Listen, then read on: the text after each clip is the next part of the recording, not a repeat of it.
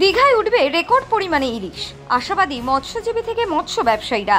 Brand period শেষে মৎস্য অভিযান শুরু।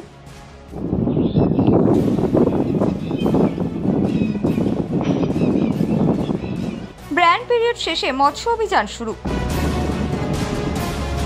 মৎস্য আহরণে বেরোচ্ছে ট্রলার। পরপর 2 বছর সেভাবে ইলিশ দেখা যায়নি দীঘার সমুদ্রে। তবে চলতি বছর ইলিশ নিয়ে আশাবাদী মৎস্যজীবীরা। হ্যাঁ, আশা আছে ইলিশটা আগামী বছর যেরকম হয়েছিল এবছর সেরকম হবে, আশা আছে। এটা মায়ের আশীর্বাদ থাকলে যদি হয়, ওটা কি করে বলবো, ওটা যদি থাকে তাহলে নসিবে যদি হবে, এটা মায়ের উপরে ভরসা। না না, ইলিশ ধরার সময় কৌশল থাকে না, এটা হচ্ছে কুয়াই বাতাস হলে ইলিশটা হয়। ভোজন রসিক বাঙালিদের যদি জিজ্ঞেস করা হয় তার সবচেয়ে প্রিয় মাছ কি, তাহলে উত্তর আসবে ইলিশ। ইলিশ মাছ বাঙালিদের মনে আলাদা নস্টালজিয়া তৈরি করে। ইলিশ মাছের পদ সহকারে মধ্যাহ্নভোজ রসনা তৃপ্তির ঢেকুর তোলায়। প্রতি মাছ ধরার মরশুমে ইলিশের খোঁজে পাড়ি দেয় পূর্ব মেদিনীপুর জেলার প্রায় 2000 মাছ ধরার ট্রলার, লঞ্চ ও যন্ত্রচালিত নৌকো। 14 জুন ব্র্যান্ড পিরিয়ড কাটিয়ে ইলিশের খোঁজে সমুদ্র পাড়ি দেবে।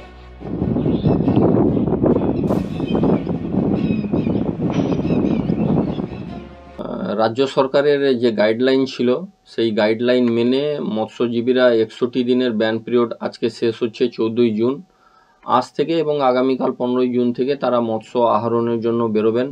রামনগর বিধানসভা কেন্দ্রের অন্তর্গত আমাদের দীঘা মোহনা এবং আমাদের তাজপুর থেকে শুরু করে শঙ্করপুর, মন্দারমণি, বিভিন্ন ছোট নৌকা থেকে শুরু করে ট্রলার, লঞ্চ, তারা মৎস্য আহরণের জন্য তারা অলরেডি প্রস্তুত হয়ে গেছেন এবং বেরোচ্ছেন।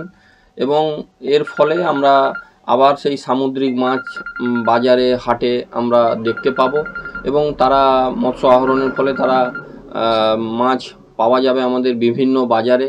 এবং আপনারা জানেন যে বাঙালির প্রিয় মাছ ইলিশ এবছর ভালো হবে, আমরা আশা করছি রূপোলী ইলিশ।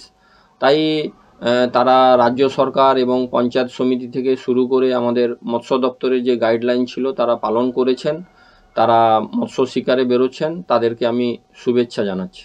মাছ ধরার ট্রলার, লঞ্চ সহ নৌকো সমুদ্রে পাড়ি দেওয়ার আগে চলতি মরশুমে ইলিশ ভালো মিলবে বলে আশাবাদী মৎস্যজীবীরা।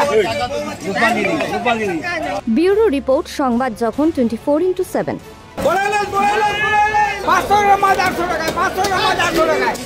দেখে যান, 2-3 ঘাট দেখে যান, আরে 2-3 ঘাট দেখে যান, দেখে যান, দেখে রূপালী 500 টাকা মাছ, 700 টাকা, 500 টাকা মাছ, 700 টাকা, কত টাকা চড়ি দাও, 350 টাকা দাও।